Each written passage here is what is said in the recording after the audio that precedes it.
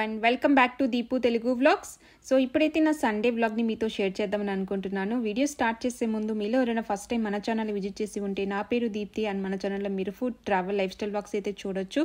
నా previous videos ఒకసారి చూసి నచ్చితే సబ్స్క్రైబ్ చేసుకోండి. సో ఇప్పుడైతే సమ్మర్ ఫ్యామిలీ పిక్నిక్ అయితే జరుగుతుంది టారోన్ ఎర్నా దగ్గర. సో ఈ టారోన్ ఎర్నా దగ్గరికి వెళ్ళాలంటే ట్యామ్ నెంబర్ 952 అయితే వెళ్తుంది. సో ఇంతకు ముందు కూడా ఈ ఫ్యామిలీ పిక్నిక్ వచ్చాము, చాలా బాగా జరిగింది. సో ఇండియా నుండి రాగానే ఫస్ట్ సండే మాకు ఈ ఈవెంట్ ఉంది దగ్గర తెలియగానే చాలా హ్యాపీగా ఫీల్ అయ్యాము.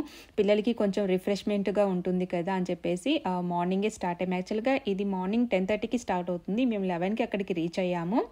ఈవినింగ్ 6 PM వరకు ఉంటుంది. అందరూ ఫ్యామిలీతో కలిసి వస్తారు, చాలా బాగుంటుంది.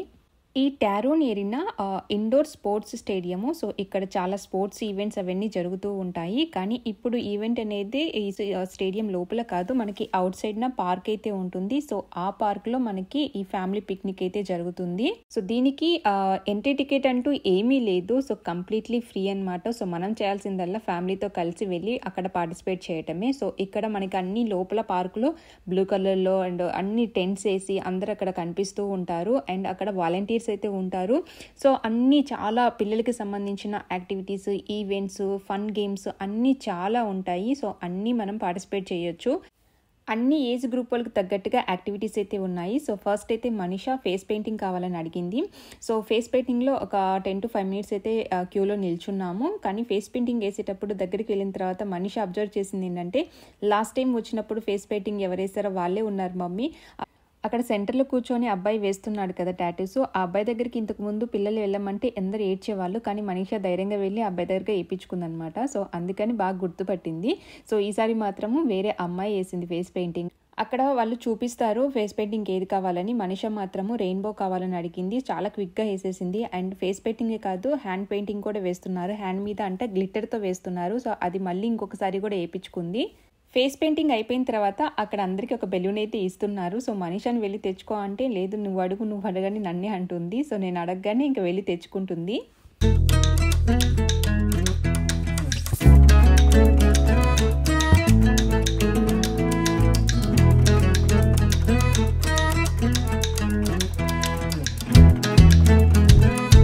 అక్కడ సెంటర్లో కొన్ని స్వింగ్స్ అయితే కనిపించాయి. సో లాస్ట్ టైం వచ్చినప్పుడు మాకు ఈ స్వింగ్స్ అయితే లేవన్నమాట. సో బాగా ఇంట్రెస్టింగ్గా ఉంది. అండ్ ఎప్పుడెప్పుడు ఖాళీ అయితే అక్కడికి వెళ్ళి ఆడుకుందామా అని చూసింది మనీషా, ఎందుకంటే కొంచెం డిఫరెంట్గా ఉన్నాయి. అండ్ వీటిని చూస్తుంటే నాకేం గుర్తొచ్చిందంటే, చిన్నప్పుడు మనకి చంటి పిల్లలు నిద్రపోవడానికి చీరతో ఉయ్యాల వేసి కట్టేవాళ్ళు కదా. సో సేమ్ అలానే ఉన్నాయి. సో బట్ సెంటర్లో మాత్రం మనం కూర్చోడానికి కొంచెము ఫ్లాట్గా చెక్క లాంటిది పెట్టారు. సో పైనంతా మాత్రం క్లాత్దే, కానీ చాలా ఫన్గా ఉంది. పిల్లలే కాదు పెద్దవాళ్ళు కూడా అసలు ఖాళీ దొరికితే దాని మీద వచ్చి కాసేపైనా కూర్చొని వెళ్తున్నారు.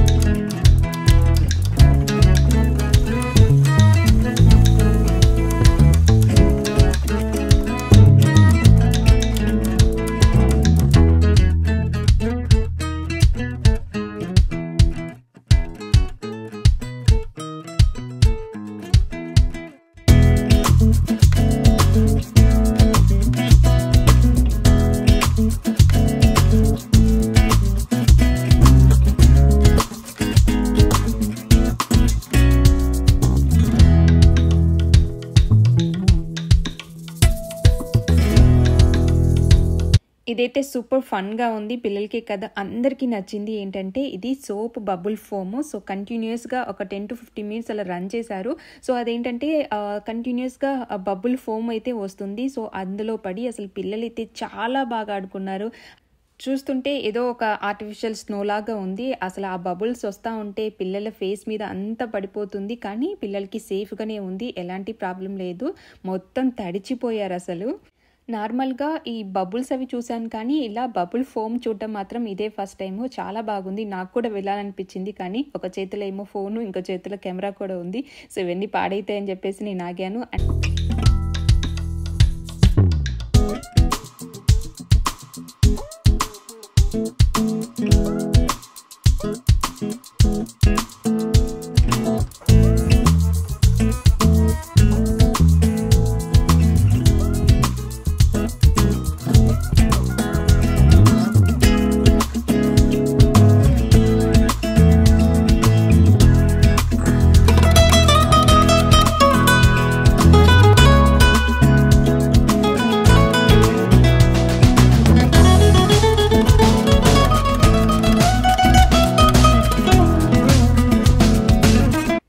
ఇక్కడ కరాటే కోచింగ్ కూడా ఉందన్నమాట. సో మేము స్టార్టింగ్లో వచ్చేటప్పుడే ఆ కరాటే కోచింగ్ ఆఫీసర్ చూసి ఫోటో తీసుకున్నాము. సో ఇక్కడ కూడా కరాటే ఎట్లా నేర్పిస్తున్నారు ఏంటి అనేది వాళ్ళ స్టూడెంట్స్ అంతా పర్ఫామ్ చేస్తున్నారు. సో మేము కొన్ని డీటెయిల్స్ అయితే తీసుకున్నాము. సో నెక్స్ట్ ఒకవేళ జాయిన్ అయితే మాత్రం మీకు డీటెయిల్స్ షేర్ చేస్తాను.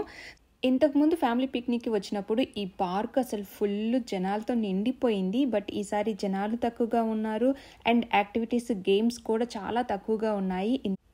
సో ఇక్కడ ఏదైనా గేమ్స్లో కానీ లేదా యాక్టివిటీలో కానీ పార్టిసిపేట్ చేస్తే ఏదైనా గిఫ్ట్ లాంటిది ఇస్తారు, లేదంటే ఓచర్స్ కానీ ఇచ్చేవాళ్ళు. సో అందుకే చాలా పెద్ద క్యూ ఉండేది ఒక్కొక్క గేమ్ దగ్గర. బట్ ఇప్పుడు మోనీష్ ఏజ్ గ్రూప్ వాళ్ళకి గేమ్స్ అయితే చాలా తక్కువగా ఉన్నాయి. సో అన్నీ తిరిగి వచ్చారు, కానీ అన్ని చిన్నపిల్లలకి ఎక్కువ ఉన్నాయి, మాకేం లేవని చెప్పేసి తిరిగి వెనక్కి వచ్చేసారు.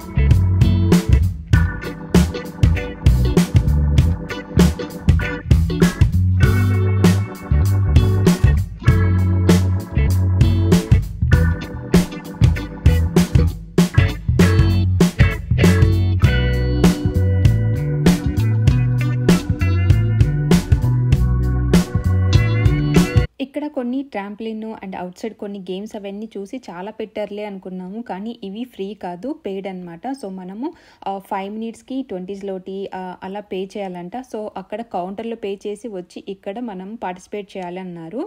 సో కౌంటర్ దగ్గరికి వచ్చాక ఇక్కడ ప్రైస్ లిస్ట్ చూసి కొంచెం ఇంట్రెస్టింగ్ అనిపించింది. ఏంటంటే 5 minutesకి అంటే 20 zloty కంటే ఇక్కడ హాట్ ఎయిర్ బెలూన్స్ అన్ని గేమ్స్ ఉన్నాయి కదా, సో అందులో హాఫ్ అన్ అవర్కి 40 zloty అన్నారు per kid.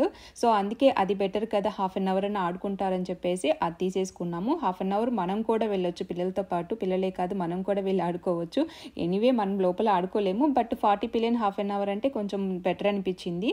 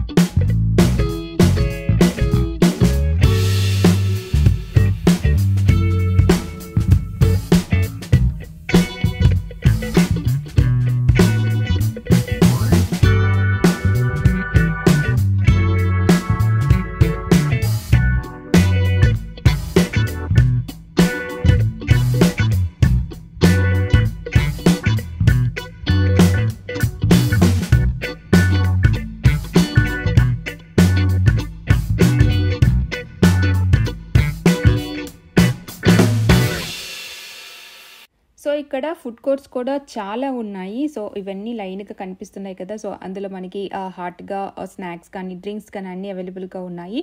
So French fries అయితే ఆర్డర్ చేశాము. బట్ అట్‌లీస్ట్ 20 మినిట్స్ అయితే టైం పడుతుంది. ఆర్డర్ చేసి వచ్చి కూర్చున్నాము. సో మోనిష్ వాళ్ళు మళ్ళీ ఒక గేమ్ ఆడేసొస్తామని అక్కడికి వెళ్లారు.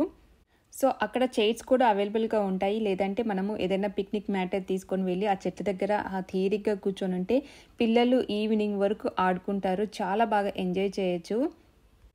అండ్ నన్ను కొంతమంది అడిగారు ఇలాంటి ఈవెంట్స్ జరుగుతాయని మనం ముందే తెలుసుకోవటం ఎలా అని. సో చాలా వరకు ఈ క్రకో ఇన్ఫర్మేషన్ పేజ్ ఒకటి ఉంటుంది. సో ఆ పేజ్లో చెప్తూ ఉంటారు ఈవెంట్స్ ఎప్పుడెప్పుడు ఏం జరుగుతాయి ఏంటి అని ముందుగానే తెలుస్తుంటుంది. అండ్ అలాగే కొన్ని బస్ స్టాప్లలో కానీ అక్కడక్కడ కానీ కొన్ని పోస్టర్స్ కూడా పెడతారు ఏవైనా ఈవెంట్స్ జరగబోతున్నాయంటే. సో లేదంటే ఫ్రెండ్స్ ఎవరో ఒకరు షేర్ చేస్తూ ఉంటారు కదా! సో అలా తెలిసిపోతూ ఉంటుంది. సో క్రకోలో ఒక 1 ఇయర్ ఉన్నారంటే ఏ రోజు ఏం జరుగుతున్నాయి ఏంటి అనేది కొంచెం ఐడియా ఉంటుంది కాబట్టి తెలిసిపోతుంది. సో ఈవెంట్ కూడా ఉందని మాకు కూడా తెలియదు. మా ఫ్రెండ్ చెప్తేనే వచ్చాము.